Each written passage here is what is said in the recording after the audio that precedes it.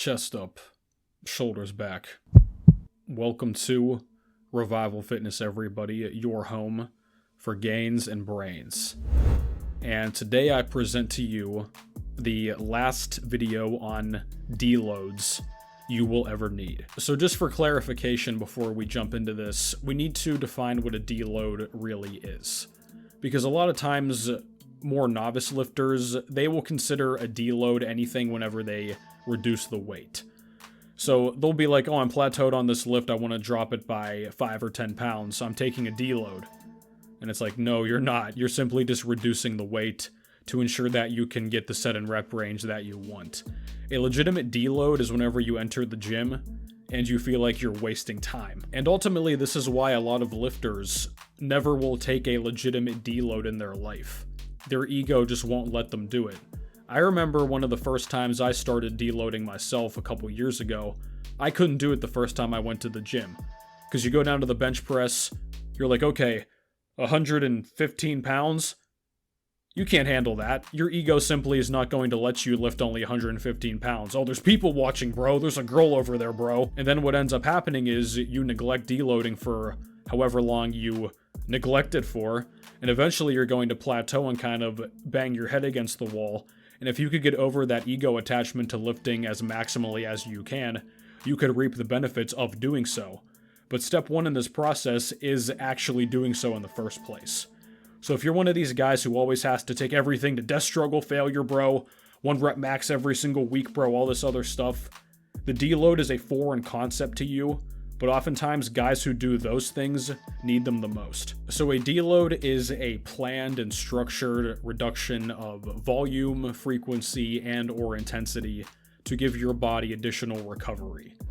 And while there's not really a set in stone guideline or percentage to use, generally speaking, about 50% of your normal working weights. This can go up to 60%, maybe down to 40%. It might be a mixture of those or a combination. The point is, though, you're going to reduce the weight to a degree, like I mentioned, that your head is going to not like what you're doing. It's going to feel easy.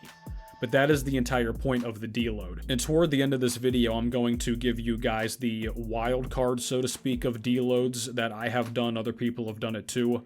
I think it can definitely have its place. So now let's get into the necessity and the need for deloads, or I should say how likely they're going to be, depending on your experience level. So if you're somebody who is a novice in the gym, whether you just started or if you're a few months in, you're still adding +5 to most of your lifts every single week with ease, you pretty much never need a deload. Simply because if you can keep adding +5 over and over, your overall fatigue's not that high, your tonnages aren't that high yet, there's no reason to artificially pump the brakes on yourself if you don't need to do so. Whenever I was in the tadpole stage, myself in the gym, I never even thought of a deload. I would just go in the gym, eat my food, and it was smooth sailing the entire time. It never really even crossed my mind. Eventually, though, for example, at this point now for me, I can essentially instinctually know whenever I'm going to need or at least benefit from a deload. For me, it's usually every, say, 10 to 12 weeks, I think is a ballpark estimate for me, whenever I can sense that my body just can use that extra recovery. It might be variable for you, but the more experienced you get, the stronger you get at multiple exercises, I think the more often a deload becomes viable in your training. So if you're more intermediate, that's the time a lot of guys are going to start experimenting with deloads. I think for the most part, auto-regulatory deloads, meaning take them as you see fit, not in a scheduled fashion. I think for most people that is the best way to do it, so you don't artificially limit your potential strength and size gain. But for a lot of guys who reach that intermediate stage, that's whenever their first deload happens, because they don't know how to pump the brakes. So you finally get to the point, oh man, I deadlifted 350, 400, I'm benching 225 now, you might be squatting 3 plates plus. You do that in a typical style over and over, eventually that fatigue is going to catch up to you, or it's going to catch up to most guys. Then you add on some more volume, you go to the gym all the time, especially the 6-day-a-week PPL bras, you're going to need to give your body a break at some point, especially if you do high frequency. And the guys who get their first deload involuntarily oftentimes is because they hurt themselves. And at that point, you essentially have no choice but to deload. So I think rather than injuring yourself and then learning about deloads, you're better suited to start experimenting with them in the more intermediate phase. Maybe try one every 8 weeks, see how it goes. Maybe you could go for 12. And I would say as well, if you're somebody who is more into powerlifting or maximum strength training, if you're doing like a max effort style exercise every single week, you might need to deload more frequently than somebody who does general bodybuilding training, everything 8 to 12 reps or more. But that's going to lead us into the common signs and symptoms that you could probably benefit from a deload. But before we do that, ladies and gentlemen, it's the algorithm.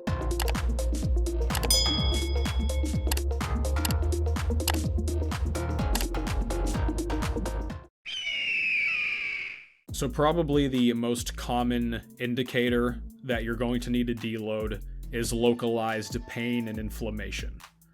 So what are the common areas? The shoulder, the elbow, the wrist, the low back, the hip, all those main areas that can take a beating on the biggest exercises. If you're at a point, guys, where you've been doing your normal routine and your shoulder has felt tender for 2-3 weeks in a row now, the first week I wouldn't stress over it. You could have slept on it wrong, it could have been tweaked a little bit, make sure your form is good, whatever. But if you're on the second and third week in a row of bench pressing, and it's just constantly like, oh man, this just feels really grindy, maybe it's popping more than normal, you can just sense whenever you're even warming up for your exercises, or even if you're doing your little stretching routine, and it's just really tight, that could be a big sign that a deload is going to be necessary.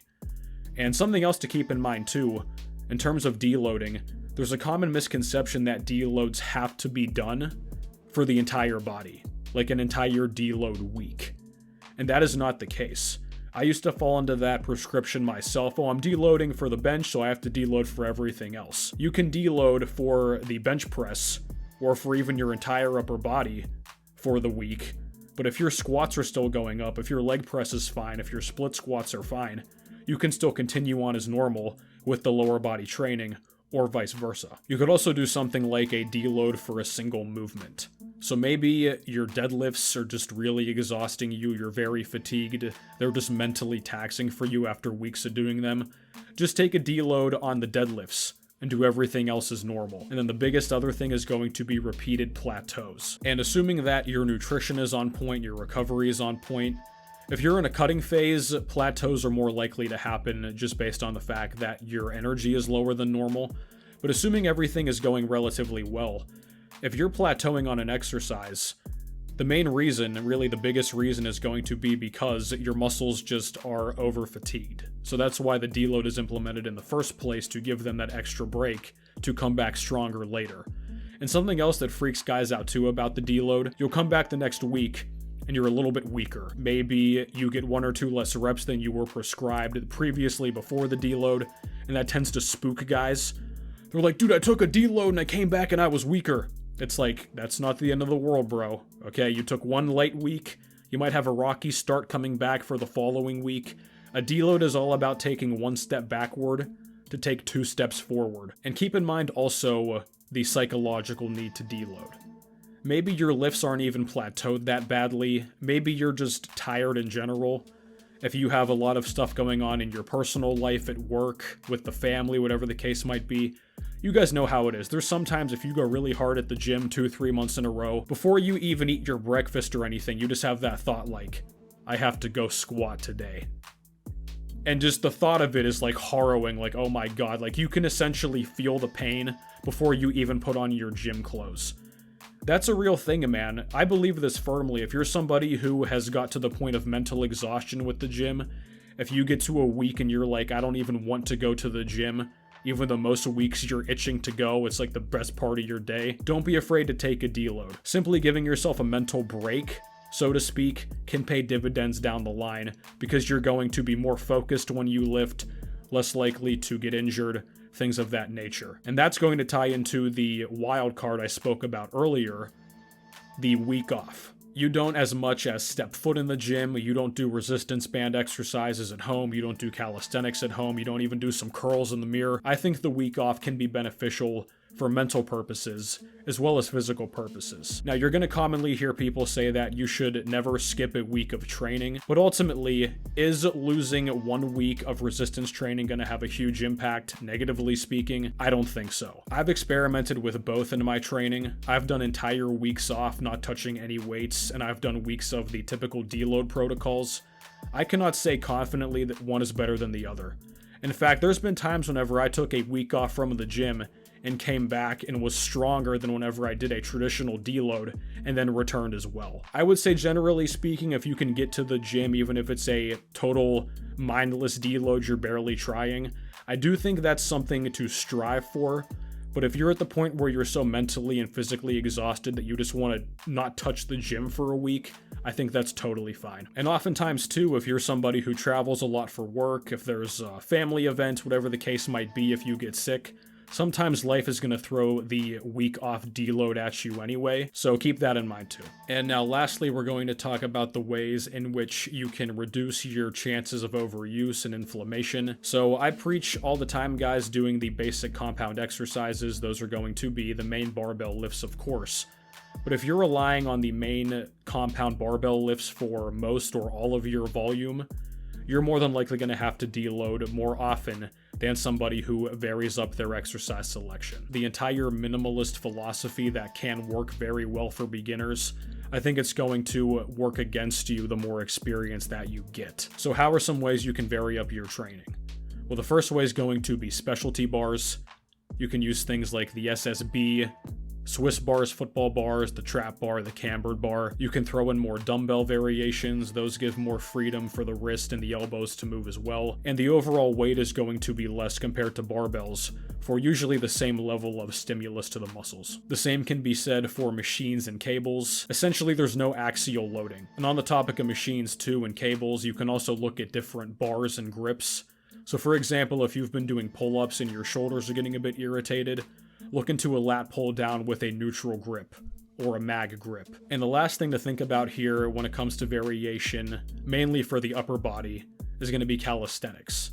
So if you've been pushing the barbell bench press really hard and you're pretty fatigued, do a period when you just focus on dips and push-ups.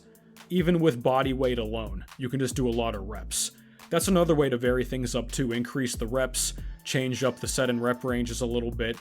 So no matter how you slice this, guys, I can't give you every option here. This video would never end, but there's more than one way to spin the deload week. It does not have to just be one boring week. Everything goes down to 40%. You can mix and match and change a lot of variables, vary up your training, and make things easier to progress on, reduce your chances of overuse, and decrease the likelihood that you're going to have to deload more frequently in general if you follow these tips. So this has been it, guys. I hope it has been helpful. Let me know down below if it was.